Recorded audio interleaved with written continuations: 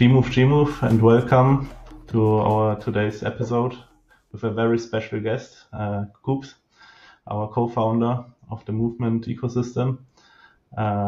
Hey Coops, how are you today? What's up? Great to see everyone. Nice to meet you. Could you introduce us shortly into your Web3 journey? How did you come to crypto, and how did you find the movement language? Oh man. So my story of like coming to crypto, it starts way before getting in where what kind of predisposed me to having an interest in crypto and Web3 was becoming very financially oriented because when I was growing up, I was taking care of myself, I was helping take care of my family.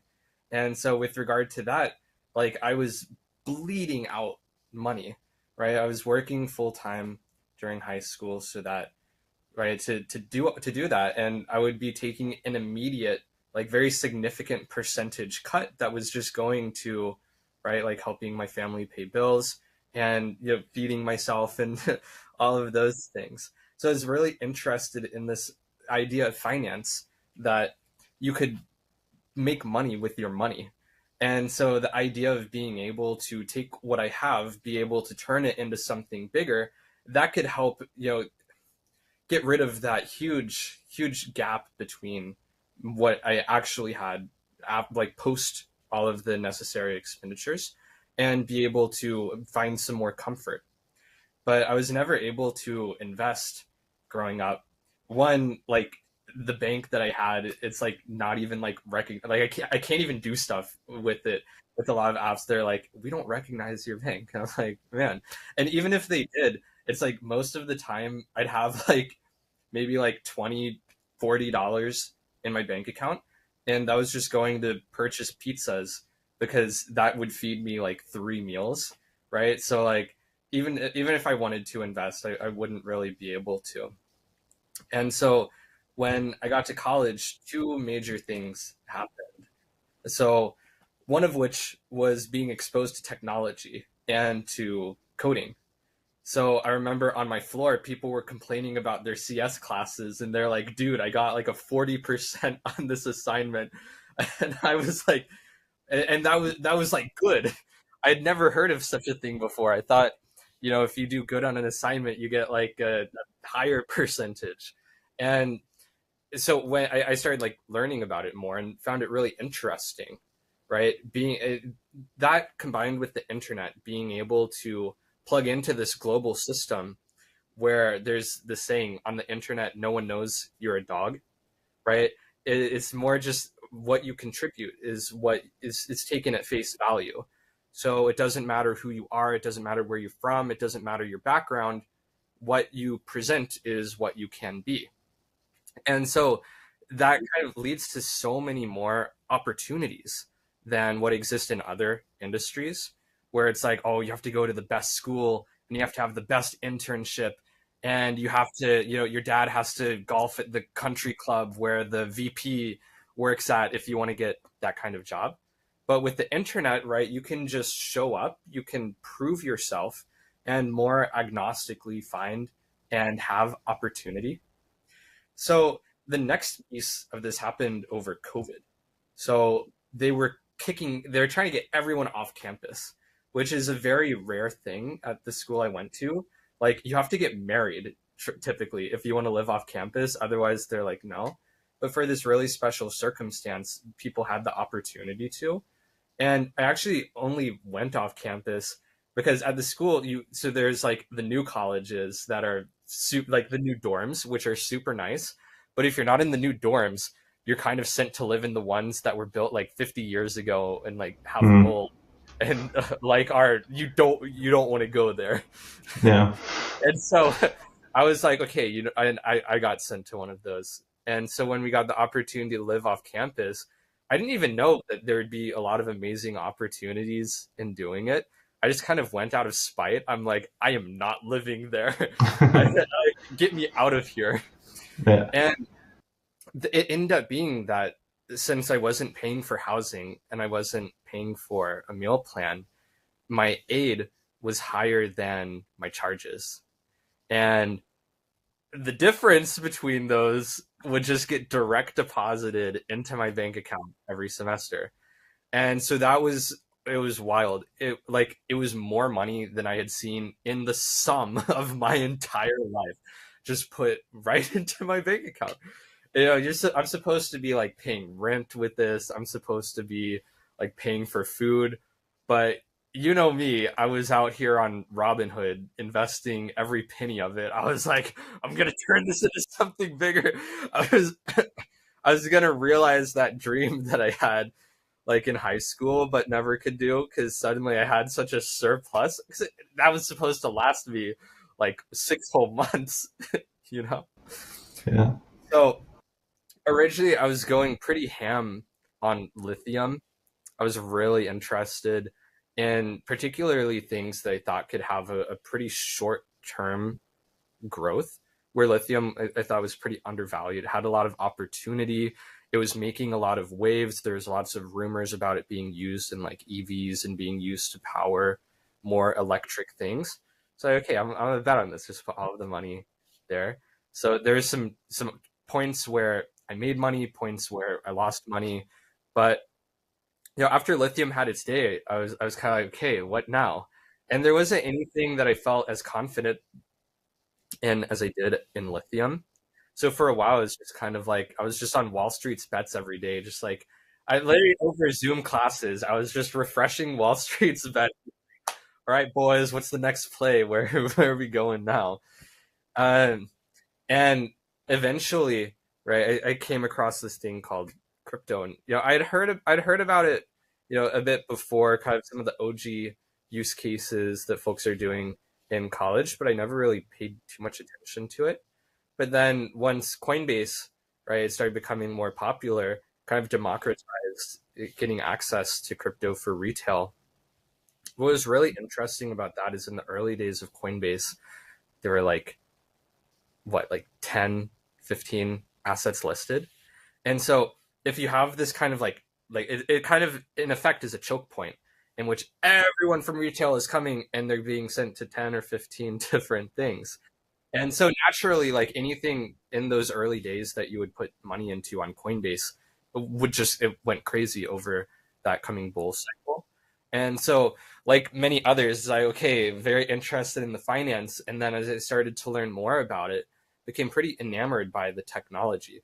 It's like, wow, being able to program information and particularly like program money and financial information is super, super cool and leads to a lot of new opportunities. So the first thing I was doing was actually like very apart from the market. I didn't want to be a part of the market because I knew like market's good now. By the time that I'm able to really build something, it might not be as good. So I wanted to create something that'd be a bit more agnostic and be able to survive a bear market. So I was building infrastructure with this VC firm where they're a fund of funds. And it was really cool to create structures where funds within their network, you could think of them as like nodes that could more easily raise, deploy capital, and have communication with each other. Where traditionally the VC space is super illiquid, right? But with a token and being able to create like a private blockchain where you could KYC AML folks to onboard them, it'd be really cool, right? So we were building that out, and we were using Solidity because that was just like it's like the main language. But time and time again, like there's a lot of feedback about the language that it's not super safe. It doesn't make a ton of sense, and so I was researching other languages to use and came across the Move language because Aptos and Sui were making huge waves with their recent fundraisers over that summer. And as I started to learn about them, like it not only solved the pain point I was facing as a builder, but actually like could completely change the paradigm for how we create smart contracts, how we think about security, and enable so many more new use cases. And that's what really drew me to Move and drew me into this like Web3 proper industry, where it's namely this ability to create something novel, right? Where it's not like the airline industry, where if you want to break into the airline industry, these planes cost hundreds of millions of dollars. There's a very small number of people who actually manufacture these planes. Like it's very difficult to break into.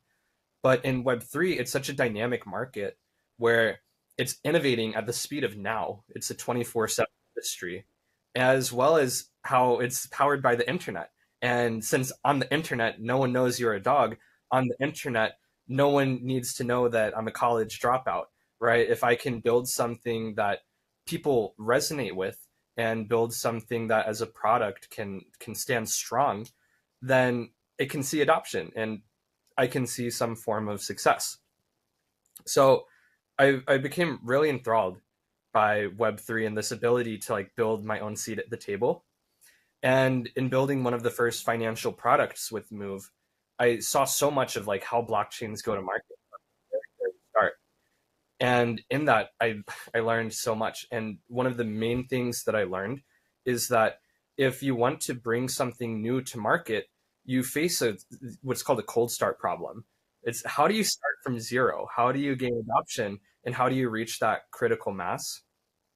And I think the answer to that question is that you need to have believers. You need to have supporters. So how do you create believers? How do you create supporters?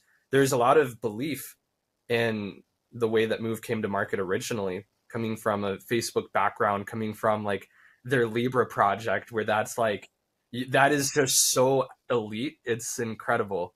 The folks who are behind this language and are bringing it to market, but that wasn't enough, right? It's critical to have support, not just belief, but support from a whole ecosystem of builders, of community members, of everyone. And so for that, like that's what inspired movement was that we can create a movement by creating frameworks and by creating structures in which people can confidently contribute to in the capacity that they so desire. They can sharpen their skill sets both by practice and by doing so with others who are within that same guild. And ultimately, just as like we're building our own seat at the table, at this point, we're building like a banquet hall. We're helping others build tables and helping others build seats at those tables now. So, really creating network effects of empowerment for people around the world. And that ties all the way back to when I was just like a super broke kid in the middle of nowhere, not knowing how I was going to get my footing in this world, right? This is something where it's designed like I still feel like that kid. So much has changed. I'm in such a different. So much has changed, but I don't feel like I have changed, and so it's really important to me to build an experience and build a go to market that is dedicated for people like me and thinking of that like myself when I was in high school at that stage what I wish I had. And so that's what really inspired me, right, to come to Web3, to create movement, and for everything that we're doing now, right? I want to help others build their seat at the table. I want to create a system by which we all can win together, and I ultimately want to I just want to help others, particularly people going through the situation that I was going through. Okay, crazy story. I think you mentioned very lot important points. Maybe if I can summarize it a little bit. So you mentioned with Web3 you have very many possibilities. You have possibilities to join and work in areas which you maybe wouldn't in traditional markets or industries. And that's one part or one reason why I'm doing the Movecast. I want to show the incognito faces or the not known people behind those projects, because I think that's a quite important part to give the community some trust on the people behind the projects, which they maybe don't know or they didn't even see. But yeah, you also mentioned the importance of community. And what I actually had from the beginning, once I joined Movement, is that, as you said, experience on a community and of, let's say, a bigger purpose. So I, from the beginning, I had the feeling I can be part of it and I can really give an impact. And so I would be interesting, or for me, it would be interesting to know how or what is your vision of a perfect community, and maybe what challenges does such a community have to overcome? Yeah, so I think to me what a perfect community looks like is a place where everyone can have a home, as well as a place where people can be recognized for their contributions. So in my own experiences, like when I was quite literally like when I was a newbie, I was essentially like a community member of the Move language. I spent so much time writing about Move, so much time learning about it, so much time talking about it to my friends, convincing them to come build with me, right? Like I helped a few other folks drop out of college as well to come with me to build with the Move language. Right? Within Move ecosystem, so many folks are helping others like debug their code, giving coding tips to others. I was talking to so many investors about the Move language, about its benefits. I was in every single pitch, right? I was talking to them about the Move blockchains that I was building on as well. I was out here, in social media talking about Move, right? So there's so many different things which I was doing that ultimately, if Move is ever going to see adoption, it requires hundreds of thousands, if not millions of people like me doing these exact things. But then when all was said and done, I had nothing to show for it, right? I got absolutely wrecked.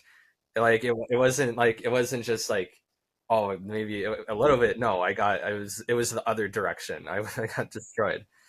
And that's just like ultimately not it's not a scalable, it's not fair for community members, and it's not something that's going to promote and drive adoption.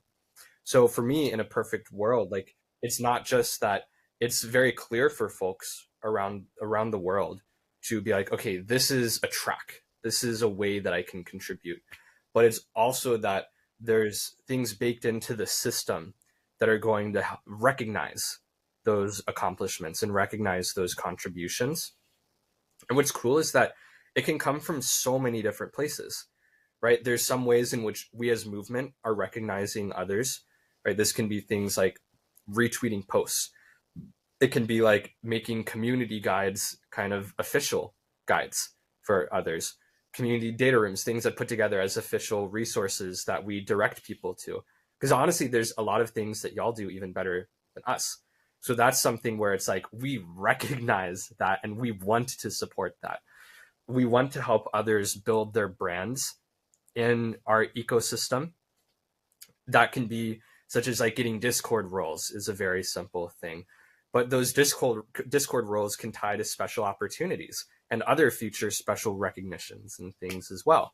And those recognitions can come not just from us, but also like we're instilling this ethos into every single one of the applications and teams building on top of us, in which like if they want to succeed, they need to do that same thing, because it's ultimately kind of the system, right? It's game theory, where what's cool about Web3 is that if you don't like the game that's being played, you can go play your own game. You can go somewhere else. You can go play someone else, do another thing. And so ultimately, I think it's going to lead to a really high standard of quality, of community, of recognition for community across movement ecosystem. Because like if you're being well recognized by one application, naturally you're going to go there. You're not going to go to places that aren't properly recognizing you. And it's on us to give that framework. So it's been really cool to see the guerrilla movers emerge. Like it honestly, like it truly warms my heart. It's kind of like how life emerges, where you have all of these like necessary conditions from like many different factors that come together for something to emerge purely organically, and for it to really like embody this ethos of the movement. Everything that I just described, like that is what guerrilla movers emerged from, and it's awesome seeing it resonate with every single member of this community, and seeing like these mechanisms of recognition and reward happening even internally on the community level. And so there's so much that we can learn from, so much that applications can learn from. And ultimately, like, I believe that a good system, right? It's like, it's very clear what plugs into where. And then there's very clear pipelines and pathways for how information flows, how recognition can be given. And then in the future, like, this becomes a framework for, if you're an application and you think to yourself, how do I onboard people that are truly going to engage with my platform? And there's so many different ways. People can make memes, people can make guides, they can be community moderators, make podcasts, make tweets and content, so many different things. What do I do? And we're like, well, we have guilds for that. And we can very strongly recommend folks. And those folks who have reputation within movement ecosystem can carry that over into applications that they're doing as well. So it's not just that it's very easy for someone to get onboarded, right? There's no interview process. We don't, right? You could, like, very well, half of the people could be dogs, right? No one knows you're a dog on the internet. And it's not our place to know, right? It's just our place to give a way that you can prove yourself and then be able to, like, in a streamlined way, have some form of, like, output for that given input. So then it also needs to be a common tide, right? We need to raise, the tide raises all ships. That it's not just something in which, like, oh, we're on our castle on the hill and we're up here. No, like, everyone needs to come with us, and it's actually this, like, moving together that enables us to go the distance. So I'd say those are the two biggest things that I think mark a successful community. One, that it's easy for people around the world to get plugged into, that it's a very agnostic and simple onboarding experience, and it's clear what they can do, how they contribute. And then the second part being that for those contributions, there's a way that that can be recognized. And there's a way that it's, after it's recognized, that you really follow through with those things. And it's honestly super cool to be building a blockchain, because we can create network effects with it, where it can come from us, it can come from applications building on us, it can even come from our community, such as by the Guerrilla Movers, where this is kind of, it's like the Harvard of movement community. Yeah. Yeah, so I really like what you just said, because from my own experience, I can just approve or say it's as you have maybe designed or what your idea was, because once I joined on Movement Discord, which was like in the beginning of the year, so I came from airdrop farming, seeing a lot of many different Discords, but I didn't see something that nicely designed. And as you said, with those guidelines in which I feel comfortable and know, okay, now I have this, and this possibility. But yeah, so that was pretty nice to experience on the movement Discord. So yeah, what would me interest is, did you have some like influences or some experiences in your life before which gave you that idea or that vision of community?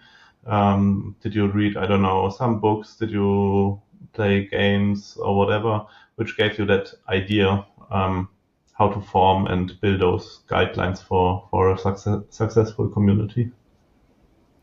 Yeah, man. I think it was a little bit of everything. So I am a huge gamer. I've always loved games and felt it to be very interesting the way that games can mirror reality, and that, like, it's inspired. So you can actually learn a lot about reality from the way that games are played. There's this concept of game theory. There's a really cool book called Infinite Games, where it's about defining what a game is and how there's different types of games, short term and long term ones. There's actually a lot that you can learn about life and even philosophy, kind of tying back to, like, thinking of, like, Marcus Aurelius's his meditations, where a lot of that, it's the way that he's thinking is of life as an infinite game. So there's so much to learn from it. And I think that games create a simple structure by which you can define variables and you can define an experience, where ultimately what we're doing here is creating an experience for folks. that it's not like we're not here to just be, oh, we're a tech company, or oh, we're a finance company, or we're a security company. Like this is something in which people are a part of. We're bringing a new language to market, right? So everyone has a place here, right? It makes me think of like, I don't know, I'm a huge Game of Thrones fan, so I'm thinking of like move language, like move is our dragons, and like Aegon went on this conquest. And within that, like if you're going on a conquest, everyone has a place. And that's something that's very inspirational as well. You know, for example, some folks in my family were involved in the US military as well. And so that's something that's been very interesting to learn, where it's so like it's really a logistics operation. And having like there's so much to learn from a well-oiled machine that can then be implemented into an ecosystem as well. Additionally, for myself growing up, like I always felt like I could do something big, and it just wasn't clear to me how or what I could do.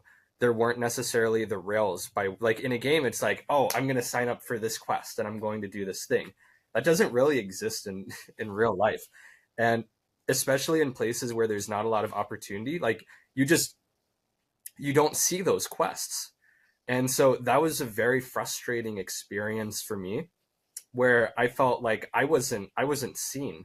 Right? There's an aspect of humanity to this as well, of living up to your potential, and I felt like I was not in a position to be able to do that as well.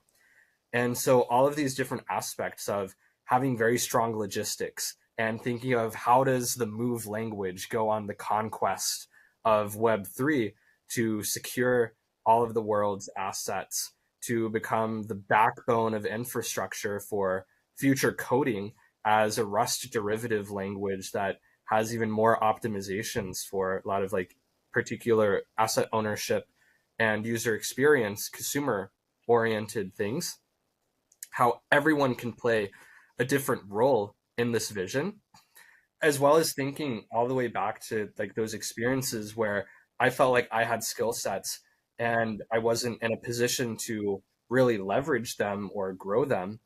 The same way, people with all kinds of different skill sets find themselves in the same place.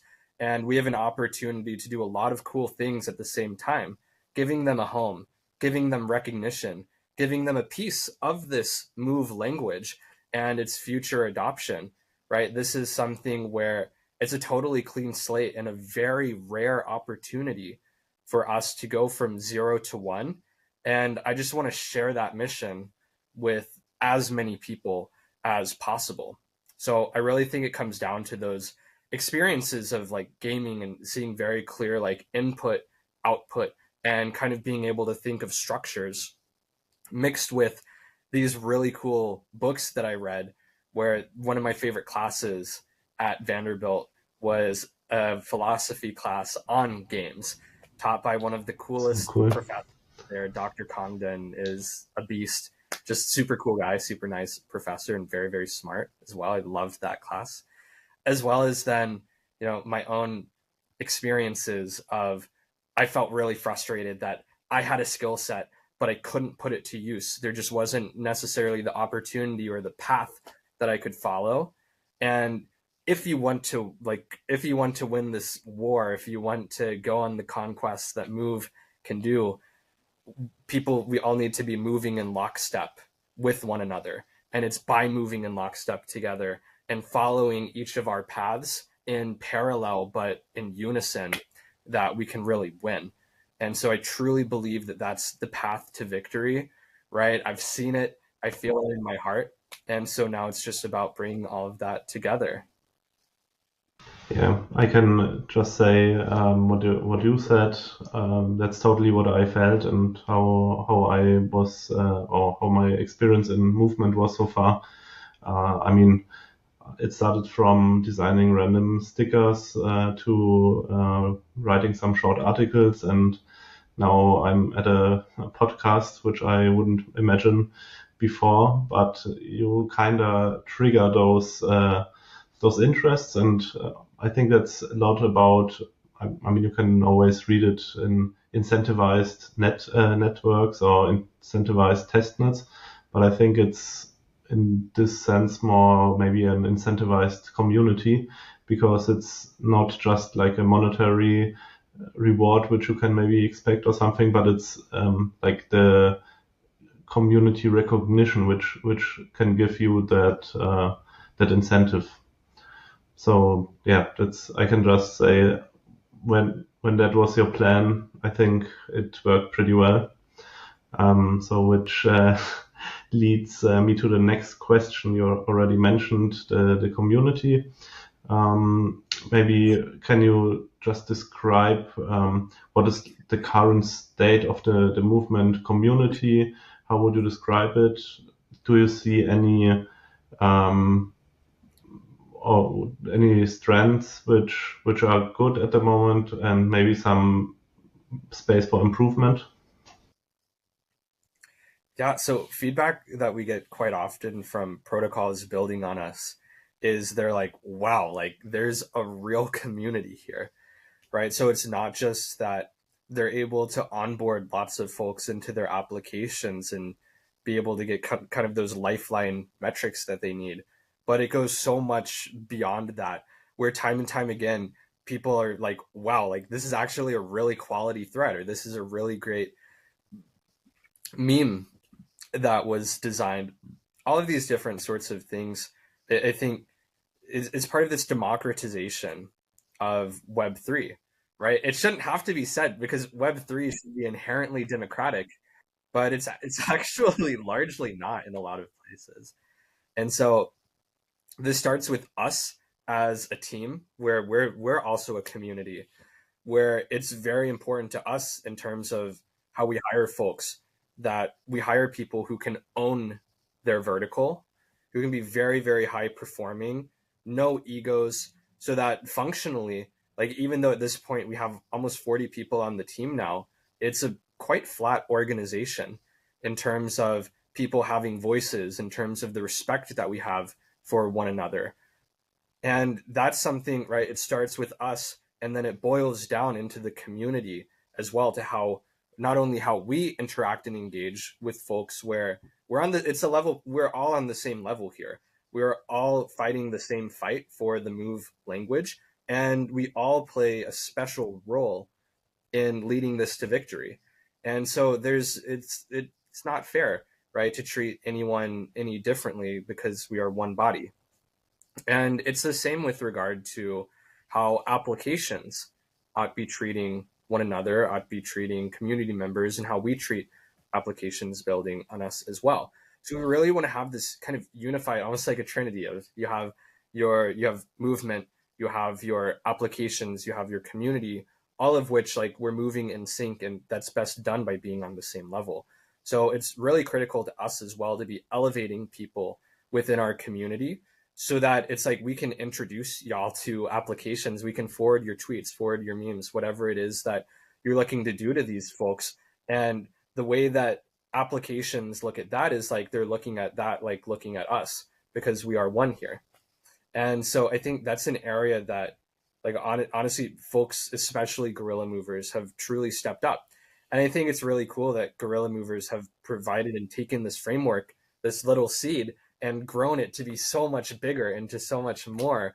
And yeah, developing that vision. So now there's more frameworks for people who come to our community and wonder, like, how can I get involved? What can I do?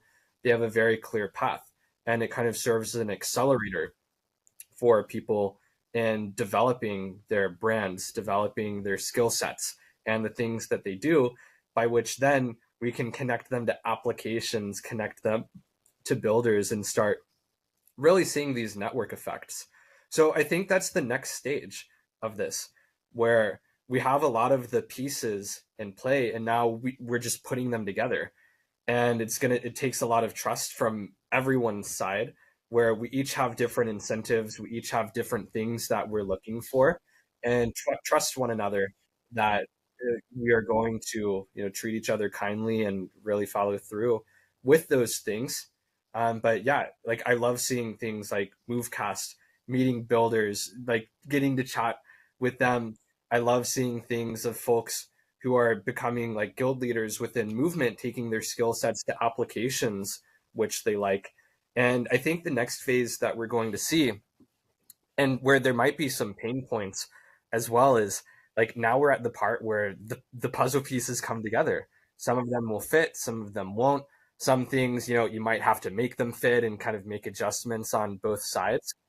But I'm really excited to now see applications also stepping up and doing things within the community.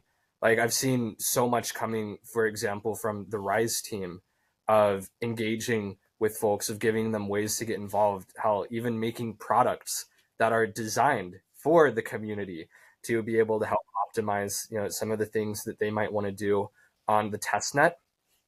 And I just love seeing that. And I'm really excited to see where like guild leaders and people who are developing their reputations and identity within movement will then be doing so within applications as well, and maybe start to call applications home and be able to see recognition from them too. Where I kind of see this as like a kingdom, right? Where there's multiple, each application can be its own kingdom, have its own storyline, have its own games for you to play. And just as kingdoms, some kingdoms might be full of knights, others full of mages, some rogues, shamans, whatever, applications I think ultimately might lean towards different guilds and different skill sets of folks that they look to onboard. And I'm really excited for like those puzzle pieces to find the fit. But within that, like the work is just getting started in terms of making those puzzle pieces fit. And so I think that there's so much to learn from here, right? We're dropouts here. So we don't have like a multi-decade long pedigree of doing these sorts of things. We just really know what we feel. We truly believe that it's something that's felt by others all around the world, and we're doing our best to bring it to life. And so that's another reason that it's critical that everyone has a voice and a seat at the table. Like we recognize we're not like the be all end all authority, like not in the slightest. We recognize that each person has their own unique skill set, that they might be better at that one thing than everyone else. And so we want to put them in a position to succeed and put them in a place where they can thrive in that.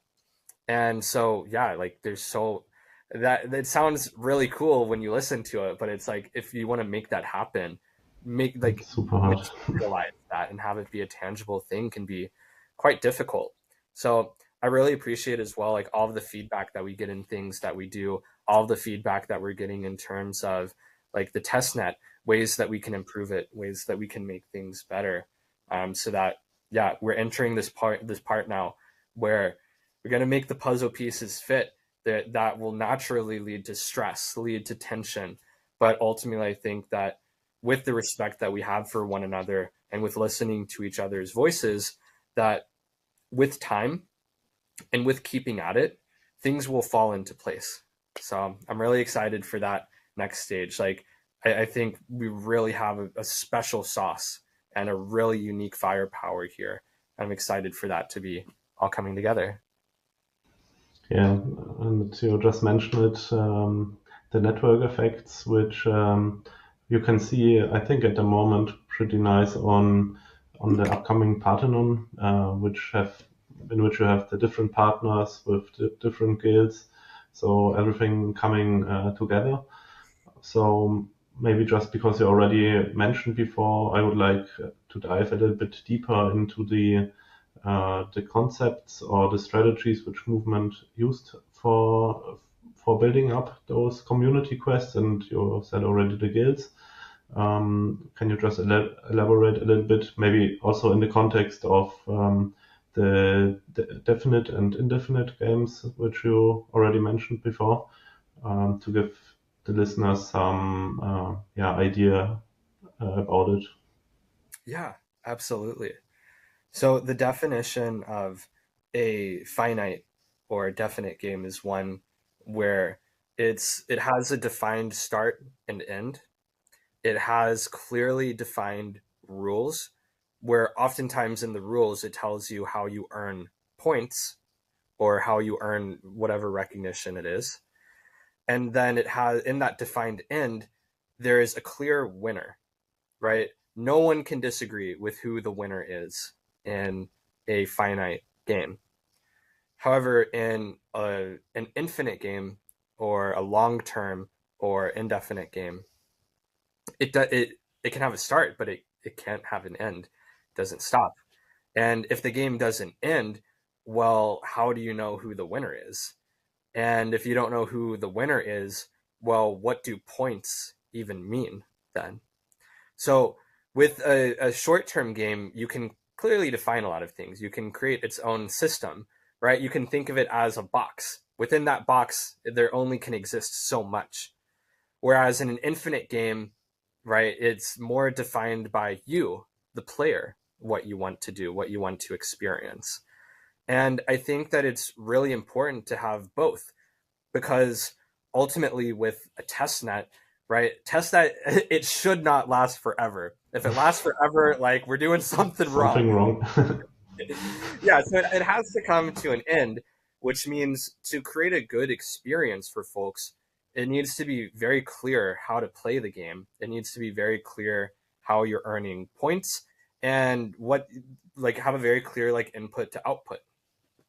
And so within that, right, the way that we think of defining this is by like Galaxy, I think is really cool in being able to set quests and things by which you can judge participation. Because with a short term, you need to have a defined rule set. You need to have a defined point system. Otherwise, it's really difficult to have any clear winner. And if there's no winner, well, it's not really a game, right? If you're not getting some trophy at the end, then why are you playing? It's not really fair to you. So on one side, like we need to define a very buttoned up and a very like defined finite experience for how this works, while simultaneously recognizing that this goes far beyond. Testnet is just the start, right? This isn't the type of protocol where, oh, we do a testnet just so that we can, do a token distribution and then it's like, oh, we did the thing, guys. Like, let's just wait now. That's all there is to it. No, like this is serving for the foundation of the growth and adoption of the move language. This is just the very start. So simultaneously in the creation of that short-term game, we're thinking of the long-term things that we have in mind.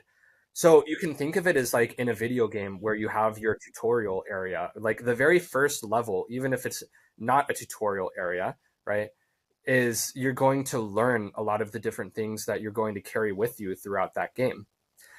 And so that's been really important for us to define with our short-term testnet, as well as having like each application create their quests and the ways in which they're going to be able to recognize, okay, who's contributing to the network in the logic of our guilds, because it serves as the foundation for when we go into mainnet and in the years following for folks to be able to develop their reputation.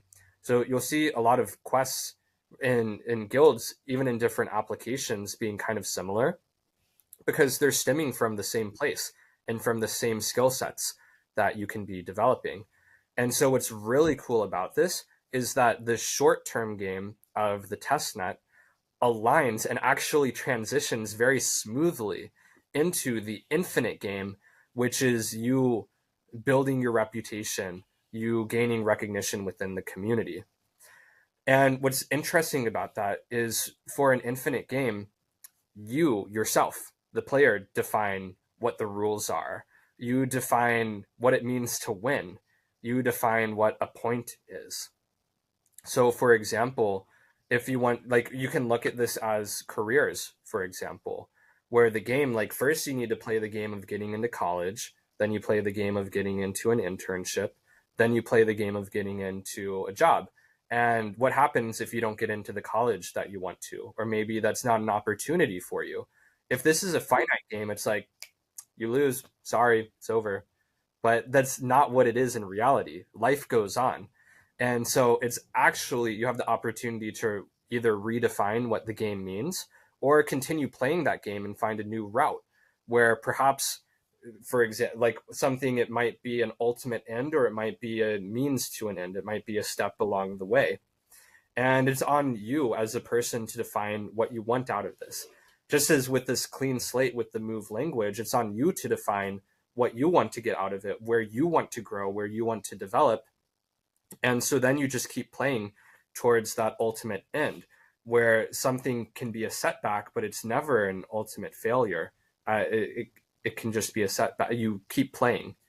And so the idea here is that within the short term game, you're going to be practicing those skill sets where, for example, like how you got your start creating like sticker packs and creating graphics. That's something that anyone can do as a creator. And maybe they can continue going that route. Maybe they go another, right? They can go wherever they want to with this while still being recognized in this short term game. And so there's something for everyone. And what's important is that you're not making choices. You don't say, okay, do I play red or do I play blue? You can actually do both, and they lend very well towards each other. Playing the short term game is going to set you up for success playing the long term. And playing the long term game, right? If you're gaining this kind of recognition, I can certainly say that it's probably going to be very in the interest of folks to recognize you in the short term as well when those things happen. So that's part of the like design of this testnet where there's so much for you to do and you really get to choose your own adventure, right? Where you don't have to do anything. So it was honestly like really exciting and kind of surprising when we opened up testnet the very first day and we're like, wow, there's like almost 40 teams here. There's like 300 different quests for people to do. So, that was a huge, overwhelming success on our part. And then the next stage of that and what we're thinking of is now optimizing the short term game more. Because it's pretty fair that if you've never done a testnet before, you come to here, you see 300 different things. You're like, where do I even start? So we're working on some ways that we can help improve the short term game as well, so it can be more clear where you stand within the game that's being played and have clear kind of levels to it. Honestly, a lot of inspiration was taken from Elden Ring. That is my favorite game of all time. I freaking love it. And what's really cool about it is that there's no instructions, right? You spot when I first played Elden Ring, I quit after an hour because I was like, okay, what the heck am I even doing here?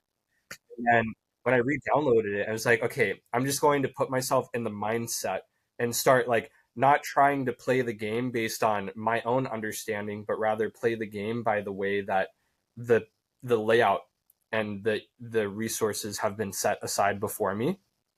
So playing it in line with how the game was designed, that I started to have so much fun because you explore. And as you're exploring, oh, you find a random cave. And that cave, right, there's a boss in it. You get a new item. Or maybe you find like a town and there's a quest for you to do. And maybe it leads to a boss, like a larger, like an actual boss, not just like a mini boss. And my favorite part, my truly favorite part of Elden Ring is when you're just exploring a random forest and you find a well and you're like, oh, let's check this out. What could be down here? And then suddenly you're in an entirely new area that's the size of the map that you just came from. And so that's really the experience that like we wanted to create for our test net, where the idea is that you get to be exposed to these different styles of play, these different skill sets for each one of the guilds. And things might start with you do a quest where you create a sticker pack for a team, and maybe you get right. Who knows where things can go from that. Like from your story, like you've come so far and done so many cool things, and in many ways, this is just the start of another story. And so that's really the experience that we want to have for folks. But yeah, at the same time, we're always looking to improve. And so taking the very valid feedback that there's so much people are kind of lost in a lot of ways to be able to improve in that short-term game as well. So kind of firing on all cylinders and creating an alignment of this where what's really like the critical thing is that by playing one game, you're not getting locked out necessarily of the other, but they can instead serve as a foundation for you, kind of like how when you're practicing martial arts, right, you're doing certain motions, you're doing certain things.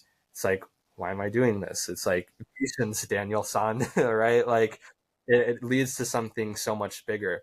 And that's ultimately like the first step to us of helping people get these skill sets that we believe they should have, helping them grow their skill sets and become a part of this mover army that we have, that we're building together. And then at the same time, throughout it, recognizing both the qualitative and the quantitative ways that people contribute, having applications do the exact same thing, recognizing both the qualitative and the quantitative, and ultimately like putting this in the hands of the end person who's playing and testing things with this, where we're not asking them to play a very rigid, like, these are the rules, you have to do this or you're out, but rather just giving them all of the puzzle pieces where you can put this together however you envision it. That's ultimately like one of the reasons we were founded as well. Because when we were first building with Move, it was very rigid. If you want to build with Move, there's like 2 places you can do it. And that's going to have significant implications for everything that follows. It's like a square one, and it's like it determines the direction that you walk in. It cuts you off from a lot of different things and limits the amount of things that you are able to do. Whereas our vision for the Move language is like, look, we just want people to build with Move. We don't care where they do it. Like, we're not going to ask them we don't want to force them to use like different wallets, to use different infrastructure and all of these like changes. We just want them to purely be able to build with this language and do the things that they want to do. So similarly with our testnet, whether you're looking to purely play a short-term game, maybe you play the short-term game and that actually onboards you into an infinite one, or maybe you're looking to play a much longer-term game of like, okay, I really want to cement myself in this network because it's a very rare opportunity, right? We haven't launched yet. We're still quite early. So it's like if you were one of the first people in Solana, for example, right? Imagine what you'd be able to do in terms of if you want to podcast, if you want to be a KOL, you want to be like a threader, any of the things that you want to do. So that's really the vision that we had when it came to building this testnet experience, where we do both optimally and in the best way that we can, but they actually have a lot of overlap and synergies with one another. And most importantly, it serves as a foundation for the overall growth of the network and the many things we want to do in the future. Yeah, it feels so heartwarming to listen to your like vision and ideas which were, and to see how it evolved now from the last weeks and months.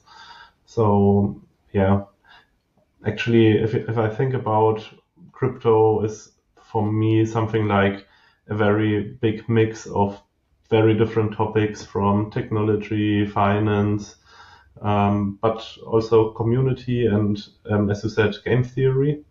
And after today, it's also some philosophy, I think. So yeah, when you think about like in real life, I think there are very many parallels and same things which you will realize and experience. So yeah, kind of movement. They were successfully to give a home to those feelings and experiences. So as I mentioned before, it's like an open world game where you just start and then you can just look and try out. And at the moment where you think, okay, that's cool, I will try it, and if it's fun, you go on with that. And I think that's a pretty awesome platform which you created for the community, I would say. Thank you. I like how you described it as a philosophy as well, because it really is a way of life. Like so Yeah, many of us from around the world, especially like young adults and even more so like kids, like in a lot of ways we've been left behind and not even really considered, where the only consideration is like, okay, how do I extract as much value from these people as I can? And it's really not fair. And as we see when we look around, it's leading to pretty catastrophic consequences for the lives of most people around the world. And crypto is a very rare opportunity to be able to build your own seat at the table, where you don't need the kind of recognition that only comes when like you're related to a senator or to like an executive, or have like access to those people, because you don't need access to anything but an internet connection, and still to some degree speaking English, where that's something where like I hope as AI progresses that too can be democratized as well. But yeah, it makes it a much more equitable system, and is a very rare opportunity to be able to find your footing. What's really, really cool is that in Web3, and especially at Movement, it's something that we're doing together, right? It's the kind we only win if we all win. If right, so it's a very unique opportunity to be a part of, and that's what it's all about to us. It really is like a way of life, and taking a big bet on this for our futures, the futures of our families, and for really creating a system that could make a better world. Absolutely. So maybe one last question before we head over to the community questions is maybe which long-term vision do you have on the movement itself? Do you think, I mean, you mentioned before you want to make Move accessible to everyone, but do you also have some ideas how to onboard other ecosystems? Is that a plan at all? Is it do you want to adopt mainstream? Can you say something about that? Yeah, I mean, our vision is that just as Solidity is the standard for smart contract development right now, in the future it should be the Move language. And a vision that it's not just using Web3, we're actually seeing a lot of folks building kind of Web 2.5 applications with the Move language, specifically like consumer oriented applications. So I'm really excited to see Move breaking into kind of Web 2 spaces as well. It's coming for everything. So I think there's really high ceiling for what's going to be possible with Move, and yeah, envision it being everywhere. I think one other Super part cool. is that I envision like all of the folks who are putting in time and energy into the movement, that they too are elevated accordingly to the adoption and to the growth of the Move language and to the growth of movement. Where this is the kind of thing like, right, I'd love to have like top podcasts, top KOLs, folks that are recognized, kind of how we recognize certain names and certain brands, even in different across different ecosystems. That's the same kind of recognition that I want to see within the movement as well. And hopefully have this be means for a lot of people around the world to find financial freedom, to be empowered, be able to take care of themselves, take care of their families. And I hope that on the other side, once we make it, that we can work together to change the world in kind of more hands-on ways, because it's critical that you get your oxygen mask on first.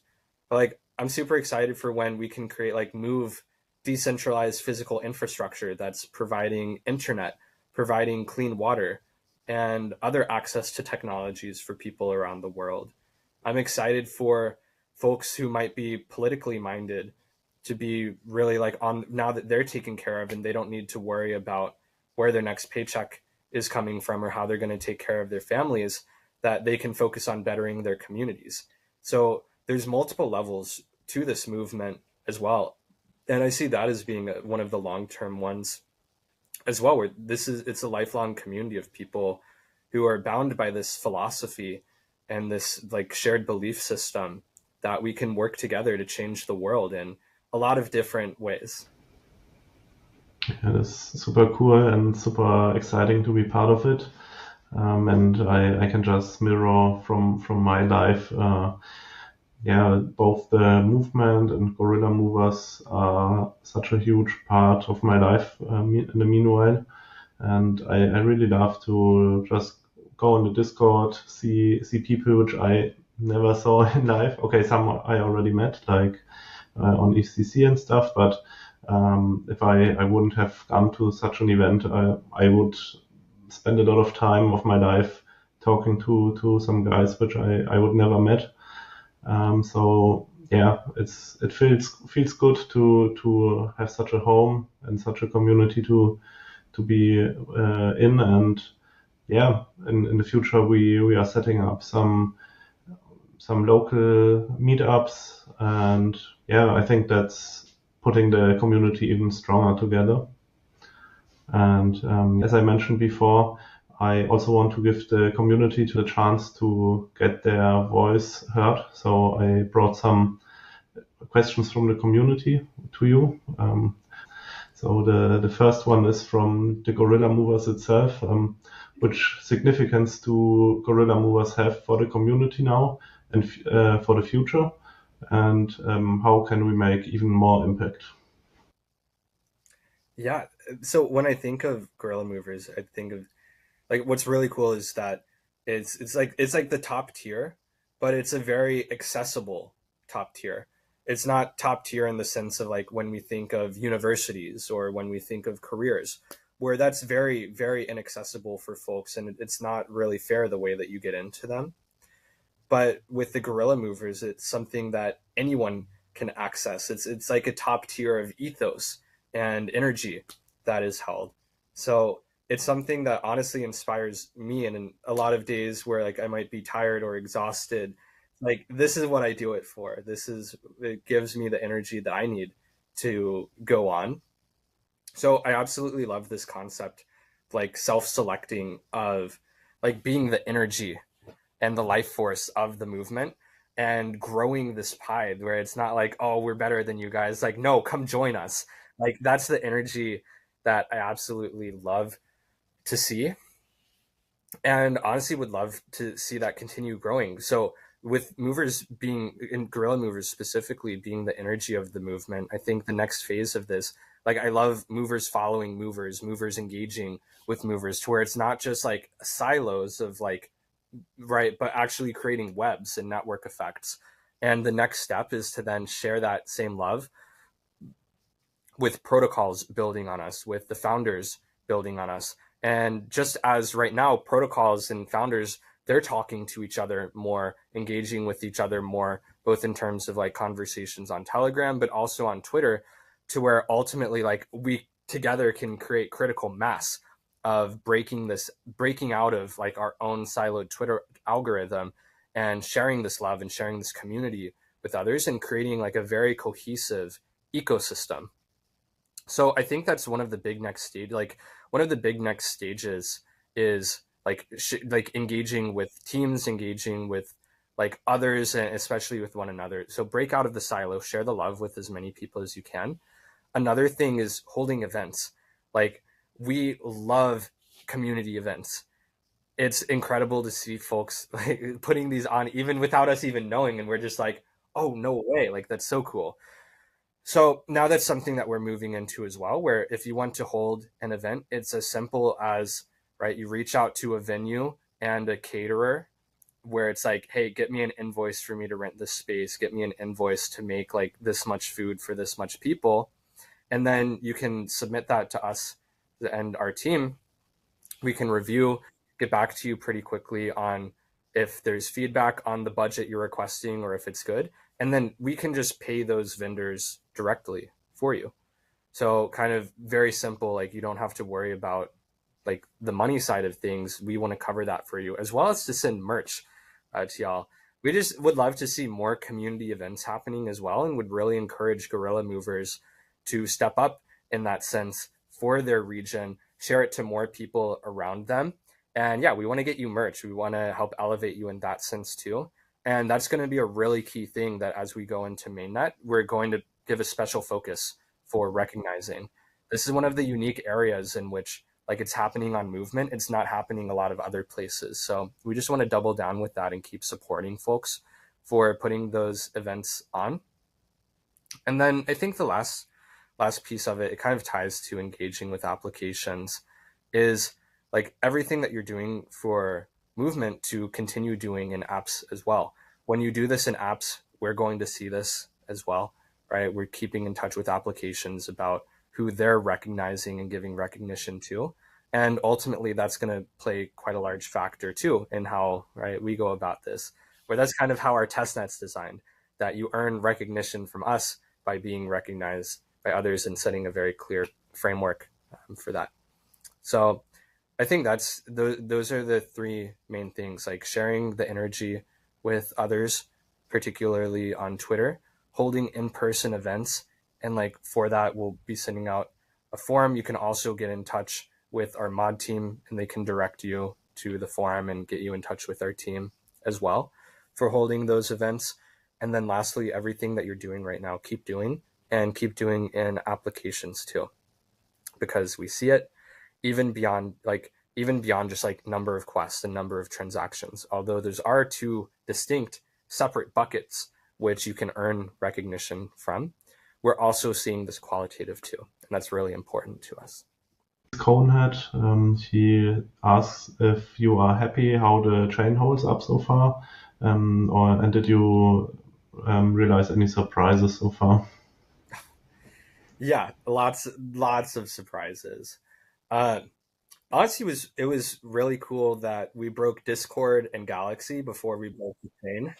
The chain has been getting just absolutely now the chain is it's getting wrecked.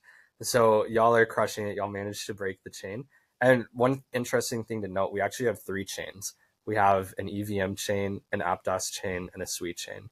And so all like these are all just getting terminated, giving us a lot that we can fix and improve, as well as seeing like how there's so many quests and so much for people to do, and where we can kind of like in my Elden Ring experience, I played for an hour, I got overwhelmed, I quit, and ultimately, like I came back and it ended up being my favorite game of all time.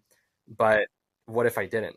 And so we're going to be doing things that are going to help others with that sense as well. Okay, cool. The next question is from 0xM1M3, which connects to the last question. What are your personal experiences with the testnet so far? Are you playing around somehow? Yeah, yeah. So that's been like that's part of kind of, I guess, some alpha, right? We're trying a lot of the protocols, we're trying a lot of the quests as well to see what works, what doesn't. And that's part of making this more structured kind of paths for each of the different guilds and this more bite-sized way to engage with the testnet. So man, it's crazy. It's been really fun working with our team as well, because what we've been able to do is leverage a 24-hour work cycle where people are sourcing like separately. Like I'm sourcing feedback, I'm communicating that feedback to each of the different teams, and then logging that. And then when I go to bed, our Asia team, they wake up, they see what I did, the feedback I logged, where I'm at with helping each of the partners make these fixes, bugs, whatnot, improve, and they can drive it the rest of the way, report back, hand me like, okay, this is your next. It feels really good passing that baton, you know, within the team. And I think it's been really cool getting feedback as well from the community on what they like and what they don't like. So yeah, it's been a really fun experience. One, like playing with the test net and being like, wow, like I made this, like this is the game being played.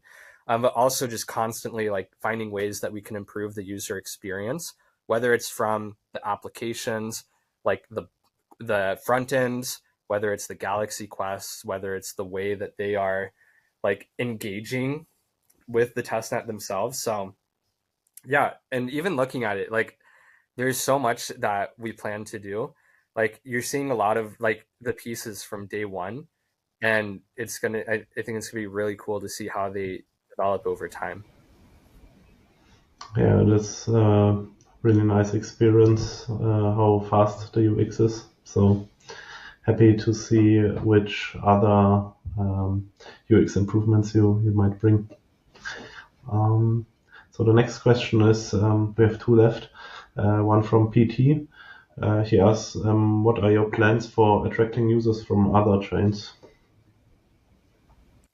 Yeah, so a movement's a relatively agnostic experience for folks on Ethereum, where you can just pretty simply come over.